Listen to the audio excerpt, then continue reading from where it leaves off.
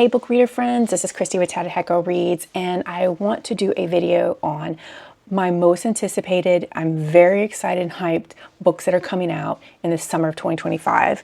And I have a short list, so this is not all encompassing of all the books that are coming out this summer, but these are to carry us through the month of July that are books that I'm looking forward to.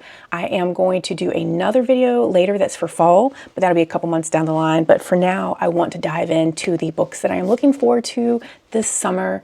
I will be out of school, so I get to actually just sit and read and then come back and do these videos, and I'm very excited for that. So let's dive in. There is one that I do not have listed on my description, so I'm going to just jump in on that one first. Okay, so let's dive in. The first book that is actually not on my list, but I still want to mention, is Emily Henry, Great Beautiful Life. It just really seems like it needs the word "the" in it, even though I tend to skip the word "the" in the books that have "the" in the title. Anyway, Great Big Beautiful Life. I have just recently stumbled across Emily Henry thanks to a few booktubers, and finally just kind of jumped and said, okay, I'm going to go ahead with Beach Read. The special edition came out, so I think I either sold the paperback or the hardback and went with the special edition, and that's the version I read and fell in love. And I just said, you know what, these are nice for breaking up genre ruts. It's not my typical genre. I'm a fantasy reader, so romanticities aren't really exactly my thing. Romance fiction, adult fiction, they're just secondary, I guess you could say, for my world. And I'm actually excited about this one. It says 2 writers compete for a chance to tell a larger-than-life story of a woman with more than a couple plot twists up her sleeve. I will say that she writes from a perspective of a writer, and her characters are based in writing. So I find that fascinating. Being someone that's taken a few creative writing college courses, I do find myself drawn to books that have characters that are also writers. We'll talk more about that another day, but I'm actually excited about that one, and it comes out April 2nd. So if you haven't gotten your copy, I'll put the link below so that you can just go ahead and click that. As always, when I put links in the comments, I do earn a small, very limited amount of income, but I do want to let you know that it is a way that I earn income, so that you know when you click the links that I do benefit from that. Moving on, the next book, this one's a series book. It is actually book 3. It's The 3 Shattered Souls. I had to actually pull that up on my screen because that is a tongue twister. It is The Broken Blades, book number 3. I loved book 1. I made the mistake of book 2 doing it on audio. So book 3, I will not do that. I will not put that on audiobook because it almost ruined the series for me. Book 1 I fell in love with so much so that my husband and I both read it together, and he is going to read book 2 this summer. And I'm thankful that he's going to read it because the audiobook just didn't do it justice. It was only okay. It is a fantasy genre. It is a situation where unlikely 4 people have to come together to create a heist and to successfully get these items from these certain people. Book 3 was apparently going to be no different. And I will say that it is action-packed, but yet it's still just, you're walking with them through these different places. And that has been good for me. I've enjoyed it more than I thought I would. But basically, it's unlikely pairing that have to work together. It creates bonds, it creates tension, it creates love interest, and it just becomes a very fascinating read. And I do recommend this. I don't remember what I rated book number 2. I might have rated that a 4 because of the fact I listened to it, and book 1 was probably a 5 if I had to guess, because they are good and I do think about them. The next book that we want to talk about is The Dragon Republic. That one is not necessarily a new release. They're releasing a special edition of it, and I really want it because I love the series that much. R.F. Kuang has an interesting hold on me. I love the Poppy War series. Babel was okay. I did appreciate the magic system in that. That was very fascinating, and in fact, Blood Over Brighthaven felt similar to Babel to me. It actually felt like a combination, actually, of Babel and Poppy War. And I am a lover of Poppy War. So when I read Babel, I was a little disappointed it didn't have that much action. It wasn't that intense. It was a slow burn read, just paint dry and loose. So that was not a book for me. So I've never read Yellowface because of Babel, actually. But I am in love with the Poppy War series, so I will be picking up every special edition as they release. Book 2 does come out. My daughter bought me the paperback of book 2. And so I'll be keeping the paperback series just for nostalgia, but the special edition is going to be actually front and center on my shelves once I get that, because it is beautiful. I have the first book, Poppy War, in the special edition, and it's gorgeous. My disappointment is that you're getting a lot of special editions now that are around $32. Poppy War was $40. And I am actually, now that I think about it, not quite sure what Dragon Republic special edition. I actually am not sure the cost of it on Amazon. Let me see. $40 even. List price is $45. So, you know, the special edition is a little pricey, but I do enjoy it that much, so it's worth it to me. That one does have scenes, that whole series has scenes that are intense. They have stuck with me. It is dealing with the Poppy Wars. It is dealing with gods, war scenes, intense relationships, friendships, bonds that are created, the travel, the scenes, the magic systems, especially with the boats in the water. That one actually truly fascinated me. I would probably listen to Poppy War now that I have read the full series. I will probably listen to that at some point. I don't typically reread books. I know I'm an oddity out here, and I am sorry, but I don't reread books. There's another book to be read, so I move on. My daughter is a big rereader. My husband is a big rereader, and I just am not. I'm just like, that was great. I'll put it on my shelves, one of those. And speaking of my shelves, I'll see if I can turn this without totally messing up. My cat took my reading chair, which is why we're kind of in a different space today. We're between my business books and my, let's see how much I can actually turn it, and my other bookshelves, my more fun bookshelves. But so we're actually at my office desk where I do a lot of my schoolwork actually.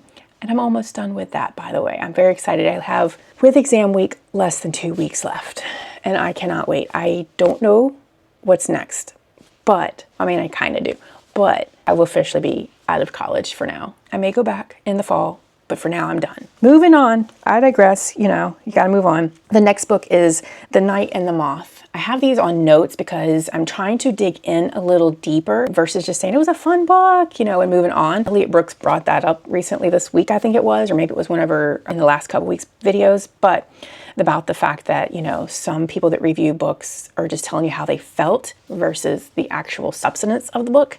And I do want to get better at that. And that was my goal when I got out of school, to take more time. But because I have the memory of a gnat, that I have to actually have notes in front of me. So what I use is my computer and my Remarkable, so that I can kind of stay on task too, and you don't really get just completely bored with these these videos.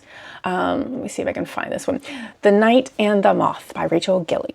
First off, her series, The One Dark Window and Two Twisted Crowns, made me cry.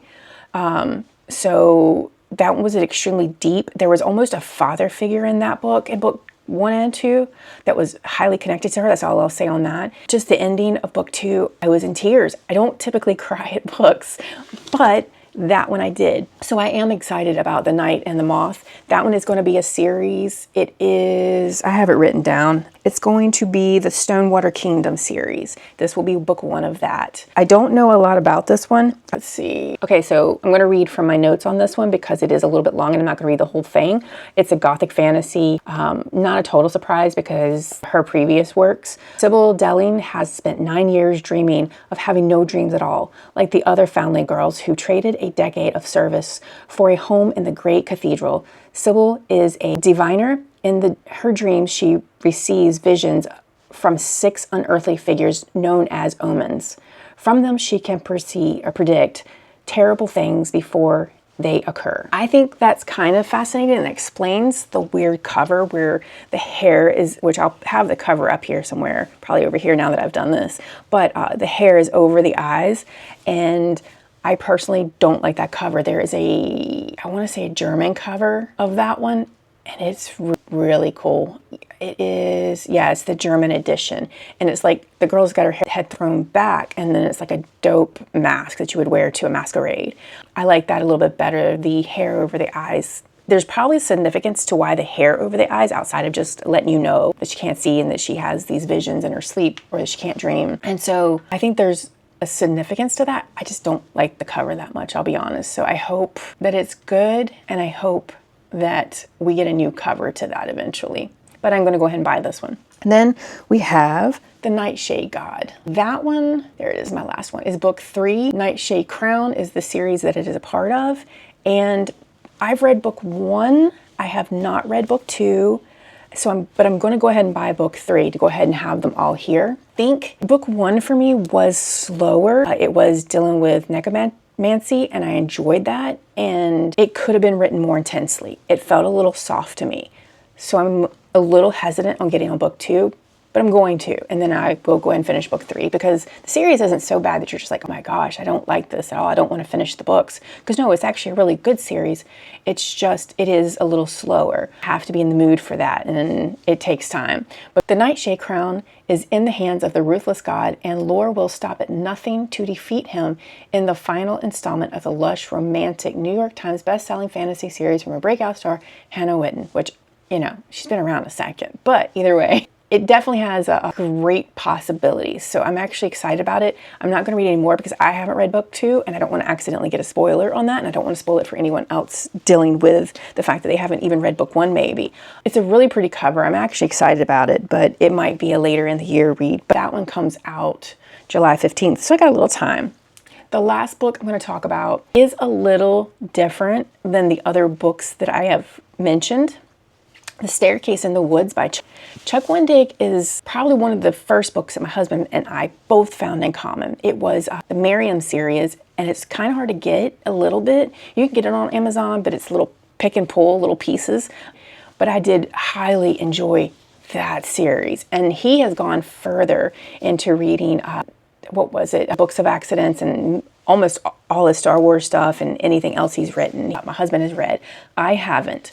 This is dealing with just a random staircase in the woods, and just some horror things go on. He has read it because he got an early copy from NetGalley. I did not read it, and he highly recommends it. So I'm going to go ahead and give this one a shot. I'm picking it up. It comes out, I know it comes out this summer.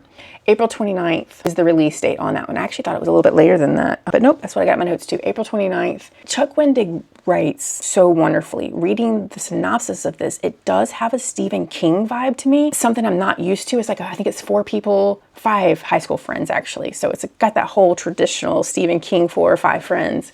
And that felt immediately like a Stephen King. So I was like, I love Stephen King. I don't read Stephen King's older stuff where he typically does the 4 and 5 friends.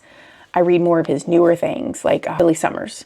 And I was a little nervous, but since my husband recommends it, we're going to go into it. We're going to go for it. But really, I think that's about it for the summer. There's a lot more coming out this year. I actually can't wait for the fall video, because that one is going to be crazy. And for me, fall is going to be from August. I'm probably going to do a fall winter, even though a lot of times winter, December, according to Barnes & Noble's, is a big book release. We'll just see what comes out. But right now I'm thinking about combining fall and winter, a 4th quarter basically. There are more books coming out this summer, so don't forget to check out things like Goodreads, Amazon, Barnes & Noble's, Books A Million, your indie bookstores. See what they are also recommending so that you don't miss maybe something you actually didn't even know what was coming out, like me with Emily Henry. Like, I almost missed that one. But I hope you enjoyed this video. I hope to do more of these. These do take a little more time and a lot more effort to put together. So if you like this one, or at least think you like maybe as I grow, please like and subscribe. Turn the bell on so you know when I post. And we will be talking again soon. Bye.